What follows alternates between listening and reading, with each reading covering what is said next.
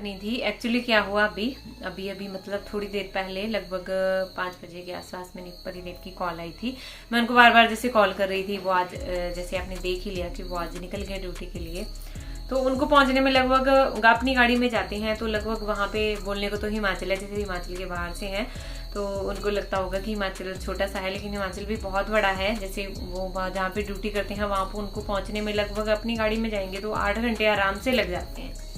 अगर आप बसेस वगैरह में जा रहे हो तो फिर 9-10 घंटे लग जाते हैं।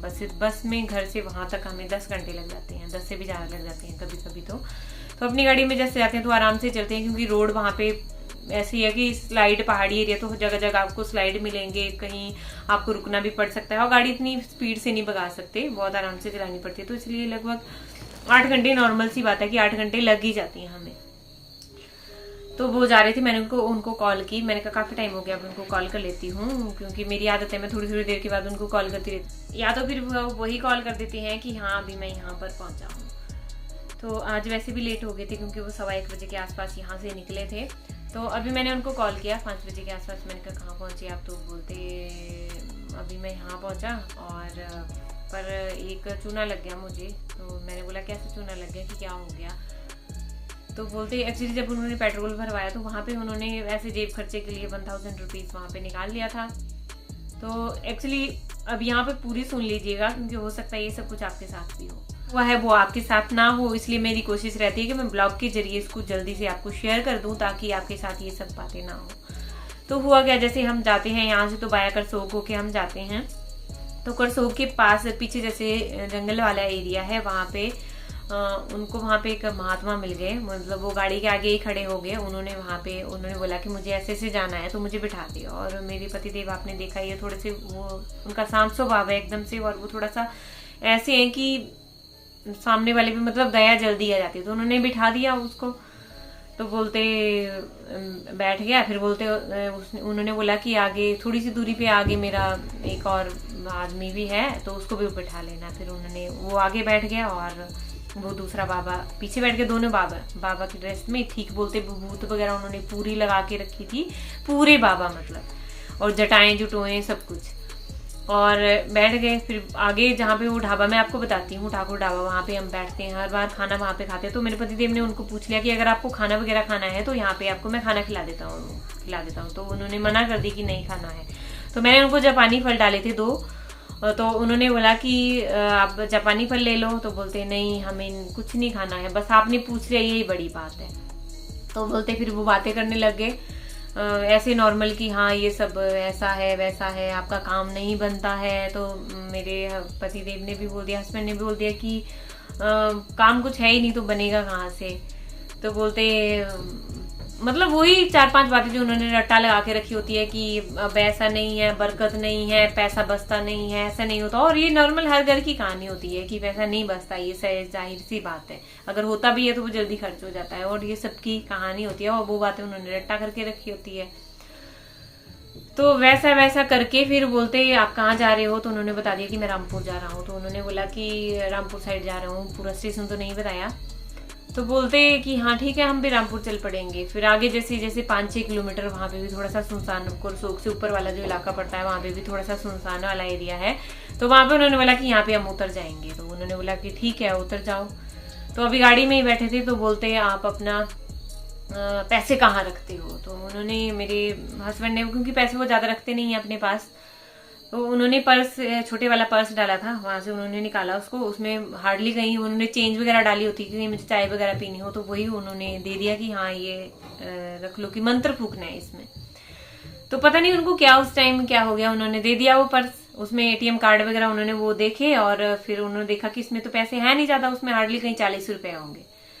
तो उसको बोलते ऐसे फूंक मारी और फिर दे दिया। फिर बोलते कि गाड़ी की चाबी दो। तो गाड़ी की चाबी, उन्होंने बोला कि गाड़ी की चाबी क्यों? फिर बोलते मंत्र फूकने हैं उसमें भी। तो मेरे पतिदेव ने क्या किया, गाड़ी बंद कर दी, और गाड़ी बंद करके उनको चाबी दे दी।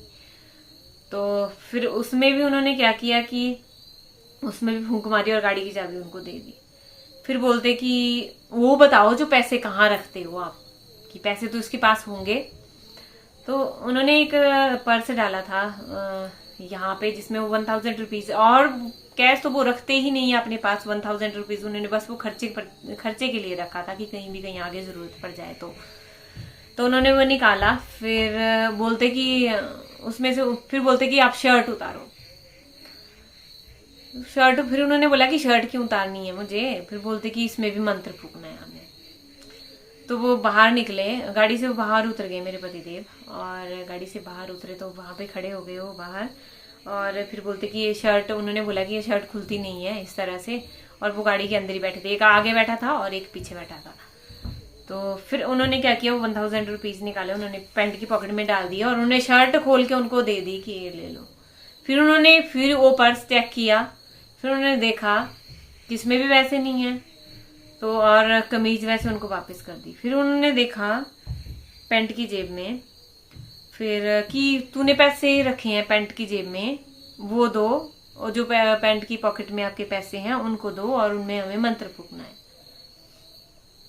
तो उन्होंने बोला कि नहीं है। फिर उन्होंने पॉकेट में हाथ डाला, उस टाइम मुझे नहीं पता उनके पास सम्मोहन होता है क्या होता है, और मेरे पतिदेव ने दे दिया उनको वो, कि बोलते कि, फिर उन्होंने क्या किया कि वो बाबा बोलते कि अब मैं अगर इस नोट को फाड़ दूं तो क्या होगा। तो उन्होंने बोला कि अगर फाड़ दोगे तो ना तो आपके काम का रहेगा ना मेरे काम का रहेगा। तो बोलते अगर सब कुछ सब मोह माया है, ऐसा है वैसा है, तो फिर पैसों का क्या मोह, पैसों का तो कोई मोह नहीं होना चाहिए। तो फिर मेरे पतिदेव ने बोला कि मेरे पास और पैसे नहीं है, खर्चे के लिए रखे हैं मैंने, बस खर्चा के लिए। तो बोलते उन्होंने क्या किया, उसकी ऐसे बीड़ी बना दी, मतलब बिल्कुल जैसे बोलते हैं ना, उसकी बिल्कुल राउंड कर दिया उनको, और उनको मुंह में डाल दिया। तो फिर उन्होंने तब भी सोचा कि शायद वो दे देंगे, और बाहर उतर गए और वैसे ठगी करके चले गए। तो बाद में जब उन्होंने मुझे पूरी स्टोरी सुनाई, फिर बोलते आगे जहां से मैं आपको व्यू दिखाती हूँ करसोग का, वो व्यू पॉइंट है करसोग का, तो वहां कोई भी करसोग से मेरा ब्लॉग देखता होगा उन सबको पता होगा, और मैं उन सभी को जागरूक करना चाहती हूँ। और बाकी इस एरिया के जितने भी, आप ऐसा मत समझिए कि हमारे इलाके में अपराध नहीं होते हैं, तो हर जगह आप किसी भी इलाके में चले जाओ, अपराध आपको हर जगह आपको ऐसे बहरूपी मिल जाएंगे, हर जगह इस तरह से कहीं ना कहीं आपको ठगने वाले ऐसे बहरूपी। और मुझे तो ये डर लगा रहा, मैंने कहा पैसों तो छोड़ो, हाथ का मैल है कोई बात नहीं, हमने उनका खाया होगा कभी का, तो वो हमने वापस कर दिया, लेकिन उन्होंने आपको कुछ किया नहीं, वही मेरे लिए बहुत बड़ी बात है। तो कहीं आप सोचो अगर वो इस तरह से कपड़े मतलब शर्ट उनसे उतार दी, वो शर्ट दे रही हैं वापिस, मुझे नहीं पता उन्होंने क्या उस टाइम उनको किया था। तो बाद में फिर उन्होंने वहां पे आगे जाके पुलिस को कॉल की, और पुलिस को ऐसा ऐसा बताया कि ऐसा ऐसा है। उन्होंने बोला कि मुझे कोई वो तो करवानी नहीं है, लेकिन ये है कि मेरी ऐसा ना हो कि कहीं और बंदा भी फंस जाए, इस वजह से कोई और भी उनके झांसे में आ जाओ, और किसी को कहीं हथियार वगैरह हो, या कहीं वो उन्होंने कुछ बेहोशी का मटेरियल डाला हो, किसी को भी किसी को लूट करके, कुछ लूट पाट करके, कुछ भी करके कहीं हो, क्योंकि ऐसे बंदों का तो कोई भरोसा नहीं है। जब गाड़ी के आगे कोई खड़ा हो जाता है, और अकेला बंदा, कभी भी आप अकेले ऐसे हो तो लिफ्ट देनी ही नहीं चाहिए, मैं तो उनको हर बार मना करती हूँ। लेकिन वो ऐसा है कि थोड़ा सा वो आ जाते हैं, अगर मतलब इनके पीछे ऐसा होता है ना कि कोई मजबूरी वाला बंदा भी हो, उसको भी हम नहीं ले जा सकते, उसको भी हम इससे ऐसी घटनाओं से तो बंदा सबक ले लेता है। तो किसी को आदमी को मजबूरी भी होगी, कोई मर भी रहा होगा, तब भी हम उसको नहीं ले जा सकते। क्यों? क्योंकि हमारे साथ हुआ है ना, बोलते हैं ना कि वो जो जिस सांप के डसने वाला रस्सी से भी डरता है, जिसको सांप ने डसा हो तो रस्सी से भी डरता है, कि रस्सी पड़ी होगी तो उसको सामने रस्सी से भी डर लगेगा, तो वही हालत हो जाती है। तो बस मेरा यही मकसद है इसके पीछे सुनाने का, इतनी बहुत बड़ी मतलब ये है कि उनको कुछ नुकसान नहीं हो, बस भगवान का मैं यही शुक्रिया अदा करती हूँ। और इस तरह से अगर आप हाँ के हो तो कभी भी गाड़ी इस तरह से ना रोके। मैंने तो उनको साफ मना कर दिया है कि आपको गाड़ी रोकने की जरूरत नहीं है, किसी को जरूरत भी हो भी तब भी आप गाड़ी, क्योंकि आप अकेले हो, और अकेला कुछ भी कोई भी बंदा ऐसे कुछ भी लूट पाट कर लेगा, कुछ भी कर लेगा। तो सोचो, ये तो सोचो कि गोल्ड चेन वगैरह अगर कुछ डाली होती तब तो वो उन्होंने वो चेन लेके ही मुंह में डाल के भाग जाना था। सोचो, आप कुछ भी कर सकते थे। वो तो सुनसान, मैंने आपको दिखाया पूरा जंगल वाला एरिया है वो जाने का। तो चलो, हम तो कभी किसी का बुरा चाह भी नहीं सकते, ना ही कभी कर सकते, करना तो दूर की बात है, लेकिन हम तो कभी किसी का बुरा सोच भी नहीं सकते। तो बस इस ब्लॉग के माध्यम से मैं बस आपको जागरूक करना चाहती हूँ, और हमारे साथ जो हुआ वो आपके साथ कभी ना हो, तो इसीलिए आप भी जागरूक हो जाइएगा। चाहे आप हिमाचल के हो, चाहे आप हिमाचल से बाहर के हो, लेकिन इस तरह के झांसे में कभी मत आइएगा। कोई भी आपसे हेल्प मांग रहा है वो तो मुझे और बोलते हो, हाँ उन्होंने जटाओं के बाल बूल क्या क्या वो डाल दिए बोलते पर्स के अंदर, तो जटाओं के बाल भैया ऐसे कैसे निकल जाएंगे। तो गाड़ी में भी बोलते वहां पे भी उनकी विभूत वगैरह वो गिरी थी और वो बाल वगैरह उन्होंने गिरा के रखे थे। तो वो फिर बाद में आगे जैसे उन्होंने गाड़ी रोकी, पूरी गाड़ी साफ की और वो पूरे बाल वगैरह भी निकाले।